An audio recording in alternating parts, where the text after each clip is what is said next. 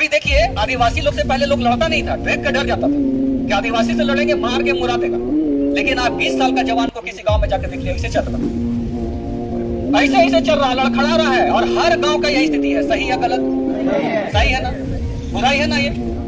तो ये दीकू लोग दिमाग से हम लोग पे वार कर रहा है, डायरेक्ट वार नहीं करके दिमाग से वार कर रहा है कि किस तरीके से इसके समाज को कमजोर बनाया जाए। पहला, बुद्धि से कमजोर बना दो, सही शिक्षा मत दो। दूसरा, शरीर से कमजोर बना दो, इतना नशा पान करा दो कि किडनी डैमेज हो जाए, लीवर डैमेज हो जाए, 20 साल की उम्र में मर जाए।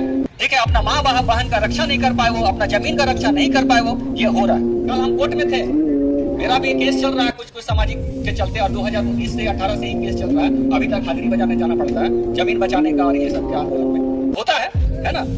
वहां पे कुछ वकील लोग बात कर रहे थे, क्या बोल रहे हैं कि ये लोग जो है आदिवासी लोग विकास विरोधी है ना। ये लोग का आंख नहीं था जब डीपीआर बन रहा था? मन तो किया कि जवाब दे, लेकिन कितने लोगों को जवाब दीजिएगा जब अपने लोग ही आपको गलत प्रमाणित करने में लगे हुए हैं, तो गैरों को आप क्या जवाब दीजिए? आज पूरे सरहुल का शोभा यात्रा का अगर प्रचलन पूरे भारतवर्ष में हुआ तो इसी स्थान से हुआ।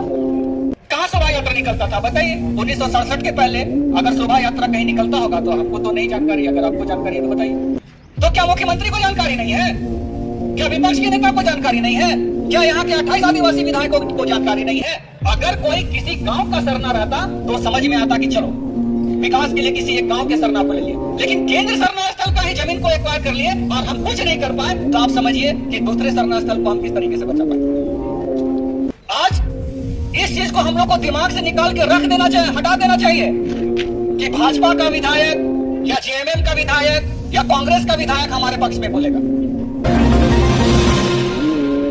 अगर मान लीजिए हम एक सवाल करते हैं कि बहुत सारा यहाँ पे अन्य धर्मों का भी बहुत सारा आस्था का स्थल है, क्या वहां से कोई फ्लाईओवर बन जाएगा? क्या नहीं बनेगा?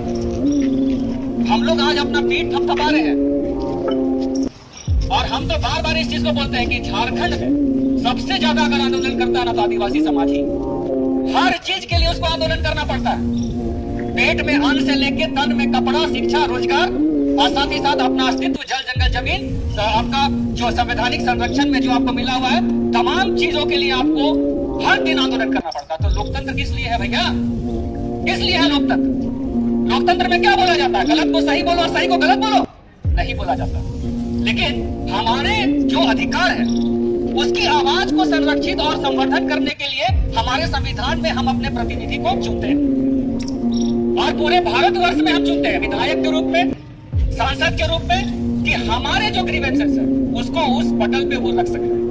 हम लोग आज अपना पीठ थपथपा रहे हैं और इस बात को बोल रहे हैं कि हम लोग का आंदोलन बहुत सफल आंदोलन रहा। सही बात है, लेकिन दुख की बात है कि इतना सारा चीज सड़क में होने के बाद भी उस दिन किसी विधायक ने आवाज उठाने का काम सदन में किया क्या? किया क्या? नहीं किया।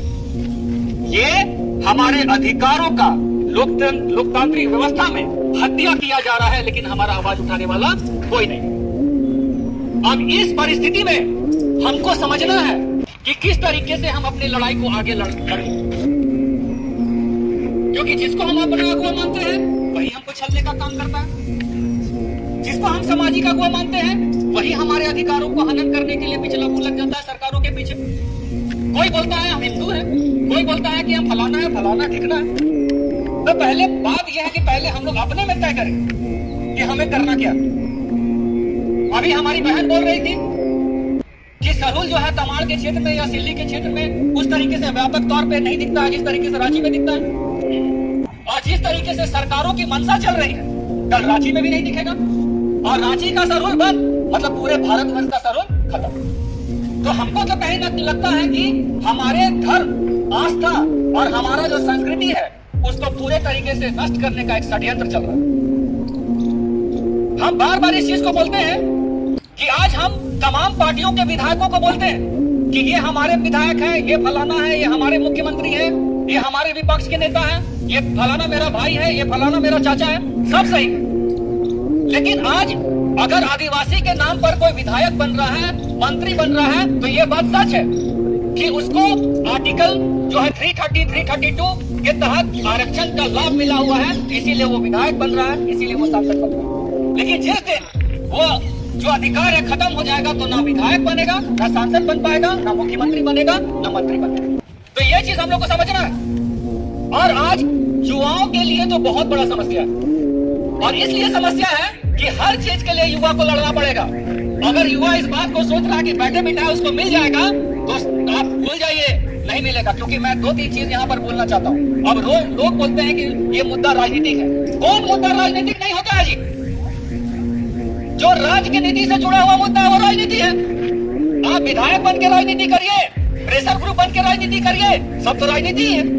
ये जो हमारे साथ राजनीति हुआ कि यहाँ पर रैंप को उतार दिया गया, तो हम ये चीज पूछना चाहते हैं कि यहाँ के जो मुख्यमंत्री अभी माननीय हेमंत सोरेन है, तो क्या उन्होंने डीपीआर को देखने का काम नहीं किया था?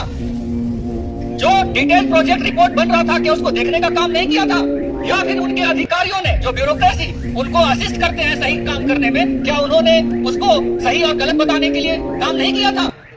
अगर इस बात को झारखंड राज्य में आदिवासियों का जो संस्कृति है उसको यहाँ के पदाधिकारी, यहाँ का मुख्यमंत्री, यहाँ के विपक्ष के नेता अगर नहीं समझते हैं, तो आप समझिए कि दूसरे प्रदेशों में आदिवासियों की हालत क्या होती हो। और इसीलिए हम इस बात को कहना चाहते हैं आज के दिन में कि इस आंदोलन को एक ऐसा व्यापक आंदोलन बनाया जाए कि कल अगर हमारे अधिकारों के लिए कल कोई विधायक या मंत्री हमारे लिए नहीं खड़ा रहे, हमारे विपक्ष में जाए, तो हमारे विपक्ष में जाने के पहले 100 बार सोचे कि हम क्या चीज को कर रहे हैं। अगर मैं सही हूं तो क्या इसको एक्वायर किया गया? बहुत सारे लोग बोलते हैं 8 फीट 9 फीट लिया गया। सही बात है, गलत है? 10 फीट लिया गया। हम बार बार इस चीज को बोल रहे हैं कि जो मंदिर बनता है या फिर अन्य धर्मों का जो भी धार्मिक स्थान बनता है, क्या वो खतियान में दर्ज होता है? तो वो खड़ा है या नहीं है? लेकिन बहुत सारे लोग इतना बलिदान करने के बाद भी बोलते हैं कि आदिवासी जो है विकास का बाधक है। कल हम कोर्ट में थे, मेरा भी केस चल रहा है कुछ सामाजिक के चलते, और 2019 से 18 से ही केस चल रहा है। अभी तक हाजिरी बजाने जाना पड़ता है, जमीन बचाने का और ये सब क्या होता है ना। वहां पे कुछ वकील लोग बात कर रहे थे, क्या बोल रहे हैं कि ये लोग जो है आदिवासी लोग विकास विरोधी है ना। ये लोग का आंख नहीं था जब डीपीआर बन रहा था?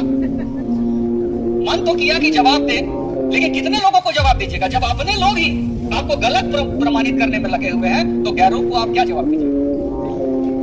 इसलिए सबसे पहले ये चीज हम लोग को करना है कि हम जिस मुद्दे की लड़ाई लड़ रहे हैं, उस मुद्दे को हम लोग को समझना है कि वो मुद्दा हमारा कितना महत्व रखता है। आज पूरे सरहुल का शोभा यात्रा का अगर प्रचलन पूरे भारतवर्ष में हुआ तो इसी स्थान से हुआ।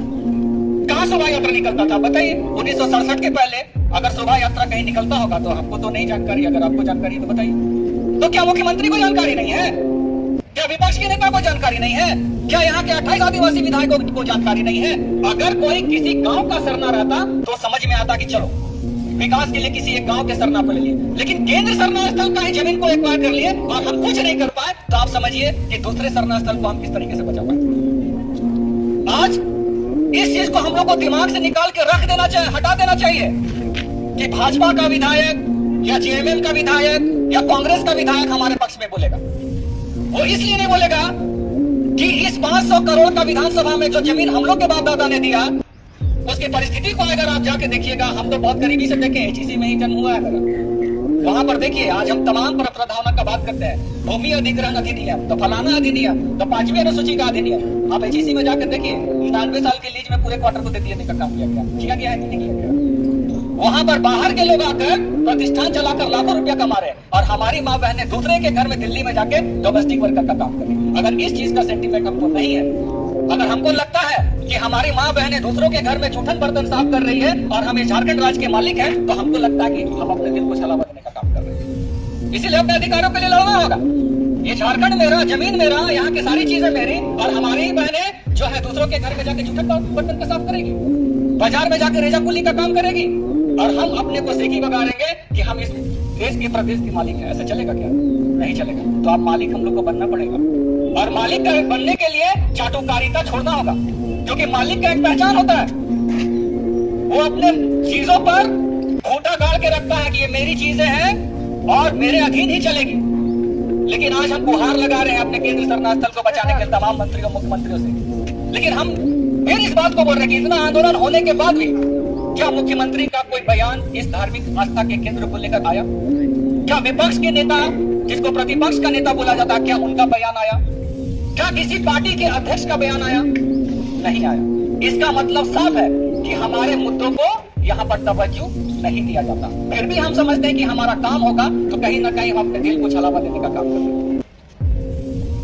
ये ऐसा विधायक है यहाँ पर, हम आपको पेपर दिखाएंगे कि आरटीआई से इस बात का प्रमाणित हो चुका है कि कोई भी विभाग में आरक्षण का रोस्टर इस प्रदेश में नहीं है। आरक्षण रोस्टर तो समझते होंगे, जब बहाली निकलती है तो किसका कितना सीट होगा वो एक रजिस्टर बनता है जिसमें एसटी, एससी, ओबीसी, जनरल लिखा हुआ है। वो जब रजिस्टर ही नहीं है तो आप समझ सकते हैं कि कैसे पता रहेगा कि कितना एसटी का वैकेंसी है, कितना ओबीसी का वैकेंसी है। और बहुत सारा तो ऐसा है जहां पर कि एसटी के सीट पे जनरल काम कर रहा है, आरटीआई में प्रमाणित है। लेकिन हमारा कोई विधायक इसके लिए बोला क्या? नहीं बोला। तो हमको तो लगता है कि हम लोग अगर इस दिल को दिलासा दे रहे हैं कि यही लोग हम लोग का काम करेगा तो कहीं ना कहीं हम लोग गलत है। इसलिए इस आंदोलन को निर्णायक आंदोलन लड़ने का हम लोग को करना पड़ेगा। चाहे वो रोटी रोजगार का मामला हो, चाहे धर्म आस्था का मामला हो, चाहे हमारी परंपरा की और संस्कृति का बात हो, हर मामले में हमको लड़ाई लड़ना पड़ेगा, तभी हम जाके सफल होंगे। आज देखिए, एक हम बात बता रहे हैं, यही माननीय हेमंत सोरेन के चीज जो पिछले बार की सरकार थी, हम लोगों ने आवाज उठाने का काम किया था कि ठेकेदारी बाहर का लोग करेगा, नौकरी बाहर का लोग करेगा, जमीन भी हमारी अधिग्रहण होगी, सादा पट्टा पे हमारा जमीन ले लिया जाएगा, 5वीं अनुसूची के क्षेत्र में धड़ल्ले से जमीन की लूट होगी, सीएनडी का जमीन दूसरे के हाथों में चला जाएगा, 8000 दखल दिहाने का मामला रहेगा, लेकिन फिर भी वापस नहीं होगा कोर्ट के आदेश के बाद। तो ये किस तरह का न्याय झारखंड में चल रहा है जी? आप खुद सोचिए।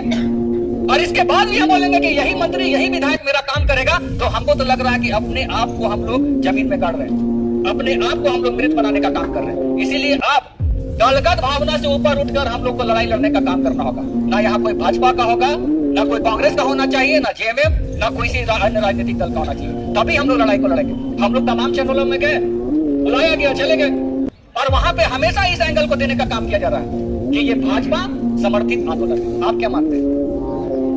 आप क्या मानते हैं? और हमारे लोग जो जिनको की समाज ने केंद्रीय सरना समिति का अध्यक्ष बनाया, वो मीडिया में जाके बोलते कि भाजपा समर्थित आंदोलन था। लेकिन एक चीज बात है कि इसी मतलब जो रघुवर दास की सरकार थी, हम युवा लोग सड़कों पर निकलकर आंदोलन कर रहे थे, अपने करियर को दांव पे लगा दिए हम लोग। आज अपना नौकरी को छोड़कर आज समाज के लिए हम लोग खड़े हैं। और हम लोग को अगर बोला जाए कि हम लोग भाजपा समर्थित है, तो हमको तो लगता है कि हम लोग को चुल्लू भाई पानी में डूब के मर जाना चाहिए। और उस आदमी को जो बोल रहा है, इस तरीके से आरोप लगाकर हम लोग को बदनाम किया जा रहा है, हम लोग के आंदोलन को कम किया जा रहा है, इस चीज को हम लोग को समझना होगा। और इसीलिए हम बोल रहे हैं कि पहले अपने घर को भी हम लोग को साफ करना होगा। 5 केंद्रीय सरना समिति, हम बार बार बोल रहे हैं, हमको किसी से व्यक्तिगत कुछ भी नहीं है, लेकिन क्या 5 केंद्रीय सरना समिति होना चाहिए? बन गई, जो भी है। अब प्रार्थना सभा देखिए, यही प्रार्थना सभा के कुछ अधिकारी यहाँ पर आए, बंदी जो भी आंदोलन चल रहा था साथ में थे, फिर अलग से प्रेस कॉन्फ्रेंस की कि हम बंदी का समर्थन नहीं करते हैं। फिर एक भैया हमारे ही समाज के आए, वो बोल रहे हैं कि हम लोग हिंदू हैं, हम कट्टर हिंदू हैं, सरना कोड नहीं मिलना चाहिए। और इस मीटिंग में भी वो शामिल है। नहीं, जो भी है, एक बात बता रहे, हमको व्यक्तिगत किसी से कोई तो क्या बाबा कार्तिक उरांव थे, वो निरा मूर्ख आदमी थे क्या? अगर ऐसे विद्वान लोग आज समाज में बैठे हुए हैं, तो बाबा कार्तिक उरांव क्या थे? हम इसीलिए उनसे सवाल किया, कितने पढ़े लिखे हैं? तो इसीलिए हम बोल रहे हैं कि हम लोग को वैचारिक लड़ाई लड़ना होगा। अगर वैचारिक लड़ाई नहीं लड़ेंगे, अगर किसी मिशन या गोल के लिए लड़ाई लड़ेंगे, आज तक जिस तरीके हम लोग जब चुनाव होता है, हमको बोलने में कोई गुरेज नहीं है, 5000 10,000 रुपया हम लोग को सामाजिक अखबार को दे देता, तो किसी भी पार्टी के लिए हम लोग काम करने के लिए तैयार हो जाते। ये सच्चाई है या नहीं है ना? ये सच्चाई है, हमें भी लागू होता है, हम किसी को नहीं बोल रहे, मेरे पे भी ये लागू होता है। ठीक है, तो आदमी 4 ही चीज से ताकतवर बन सकता है, या तो बुद्धि से ताकतवर बन सकता है। तो हम ये चीज पूछना चाहते हैं कि सरना समाज के लोग कितना विद्यालय खोले, कितना टेक्निकल कॉलेज खोले, कितना आईटीआई खोले, कितना पॉलिटेक्निक, कितना मेडिकल कॉलेज खोले हैं क्या? मैं एक छोटा सा प्रयास कर रहा हूँ, 2 विद्यालय अभी चलता है, इसीलिए उतना समाज में समय नहीं दे पाते। एक स्कूल त्रिपुराना में चलता है, एक स्कूल मांडर में चलता है। तो बुद्धि से मजबूत बनना पड़ेगा, पहला। दूसरा, शरीर से ताकतवर बनना पड़ेगा। अभी देखिए, आदिवासी लोग से पहले लोग लड़ता नहीं था, ट्रैक का डर जाता था कि आदिवासी से लड़ेंगे, मार के मुरा देगा। लेकिन आप 20 साल का जवान को किसी गांव में जाकर देख लिया, ऐसे चल रहा, ऐसे चल रहा, लड़खड़ा रहा है। और हर गांव का यही स्थिति है। सही है गलत? सही है ना? बुराई है ना ये? तो ये देखो, लोग दिमाग से हम लोग पे वार कर रहा है, डायरेक्ट वार नहीं करके दिमाग से वार कर रहा है कि किस तरीके से इसके समाज को कमजोर बनाया जाए। पहला, बुद्धि से कमजोर बना दो, सही शिक्षा मत दो। दूसरा, शरीर से कमजोर बना दो, इतना नशा पान करा दो कि किडनी डैमेज हो जाए, लीवर डैमेज हो जाए, 20 साल की उम्र में मर जाए। ठीक है, अपना माँ बहन का रक्षा नहीं कर पाए वो, अपना जमीन का रक्षा नहीं कर पाए वो, ये हो रहा है। तीसरा, पैसे का ताकत। पैसे का ताकत, अगर आपके घर में कोई बीमार हो गया, अगर आपको पढ़ाई करना है, अगर आपको खेती करना है, अगर आपको कोई बिजनेस करना है, आपको चाहिए पैसा। नहीं तो पता चलेगा कि सरकारी व्यवस्था में आपके रिम्स में, सदर में बेड नहीं मिला, जमीन के में ही सुता के मरीज का इलाज हो रहा है। सही बात है या नहीं है? तो पैसा का ताकतवर बनने के लिए समाज के पास क्या ब्लूप्रिंट है कोई ब्लूप्रिंट? हम इसीलिए बोलते हैं कि हर सामाजिक संगठन का एक उद्देश्य, एक ऑब्जेक्टिव, एक मोटो होना चाहिए। बिना मोटो का सामाजिक संगठन का कोई मतलब नहीं, और इसके लिए विचार का होना बहुत जरूरी है। और चौथा होता है राजनीति। राजनीति में हमारे लोग तो गए, लेकिन हमारे बातों को वहां नहीं बोलते। खाली चेहरा और शरीर और उसका रूप रंग आदिवासी का है, लेकिन नियति आदिवासी का नहीं है। हम फिर इस बात को दोहरा रहे हैं कि जब रघुवर दास की सरकार थी, भोर सिंह यादव यहाँ के एसडीओ होते थे, और मारवाड़ी लोग उस समय मिलावट कर रहा था, उस समय वो छापा मार रहे थे, और उस समय झारखंड चैम्बर ऑफ कॉमर्स के अध्यक्ष बोले थे कि इस एसडीओ को यहाँ से हटाओ, नहीं तो सरकार गिरा देंगे हम। कैसे एसडीओ हट गया? तुरंत। पावर, किसका पावर? पैसा का पावर। तो खाली शरीर का पावर दिखाने से भी नहीं होगा, है ना? तो इसीलिए हम बोलना चाहते हैं, हो गया ठीक है, इसीलिए हम बोलना चाहते हैं कि हम बहुत बोले, लेकिन हम कुल मिला के यही चीज का मंथन किए हैं कि चारों क्रांति होनी चाहिए। आर्थिक क्रांति, बौद्धिक क्रांति, शारीरिक क्रांति, राजनीतिक क्रांति। ये चारों क्रांति अगर हम नहीं करेंगे तो समाज नहीं बढ़ पाएगा। आज हमारे पहनावा को ही देखिए, अगर हम लोग को तुलना कर गरीब बेचारा आदिवासी, हम क्यों नहीं BMW के मालिक बन सकते हैं जी? बन सकते हैं या नहीं बन सकते? वो सोच रखना पड़ेगा। आखिर पंजाब से आया हुआ लोग बीबी कंपाउंड में आके बना सकता, तो हम क्यों नहीं बना सकते? लेकिन इसके लिए नीति बननी चाहिए। तो नीति कौन बनाएगा? ये राजनीति में लोग जो है, इसलिए हम लोग को नीति नहीं बनाएगा। नीति किस लिए बनाएगा? चल तो कि 1000 रुपया पेंशन दे पाओ, चल 30 किलो चावल दे पाओ। हम लोग उसी में अपना जीवन को यापन कर रहे हैं और बोल रहे हैं कि हम मालिक हैं। तो मालिक ऐसे नहीं बन सकते। इसीलिए चलिए वैचारिक लड़ाई लड़ा जाए, और इस लड़ाई को इस तरीके से फैलाया जाए, हम लोग एजेंडा पे लड़ाया जाए। और हम बार बार बोल रहे हैं कि बिब्बे को झारखंड सरकार अवकाश घोषित करे, और इसको करना होगा झारखंड सरकार।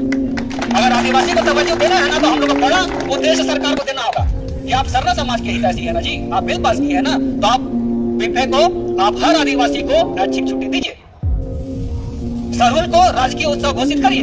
यही हेमंत सोरेन घोषणा किए थे, हम लोग दिए थे। लुगुबुरु, हातमा और ये सिरमतोली का सरना स्थल, इसको राजकीय दार्शनिक रूप के स्थल में विकसित करने का इन्होंने आश्वासन दिया था। आज हो रहा है क्या? अगर राजकीय दार्शनिक रूप में स्थल में इसको घोषणा होता, तो क्या 8 फीट 10 फीट जमीन एक्वायर कर लिया जाता क्या? इसीलिए हम बोल रहे हैं कि देखिए, हम लोग के साथ छलावा हो रहा है। आप लोग सब कोई बुद्धिमान है, और युवा लोग तो आज के डेट में बहुत जागरूक हो चुका है, और हम लोग के सामने में बहुत सारा ऐसा चीज है जो आने वाले समय में बहुत बड़ा विपत्ति आने वाला है। इसलिए मिलजुल के ही हम लोग को लड़ाई लड़ना होगा। जो भी हम लोग का यहाँ पर मिलजुल के एक निर्णय होगा, उस निर्णय में हम लोग तन मन धन से एकदम निष्पाप होकर निकले और अपनी बातों को बुलंद करने का काम करें। और आपने सब मेरे बातों को बहुत ध्यानपूर्वक सुना। सबको तहे दिल से जय धर्मेश जोहार।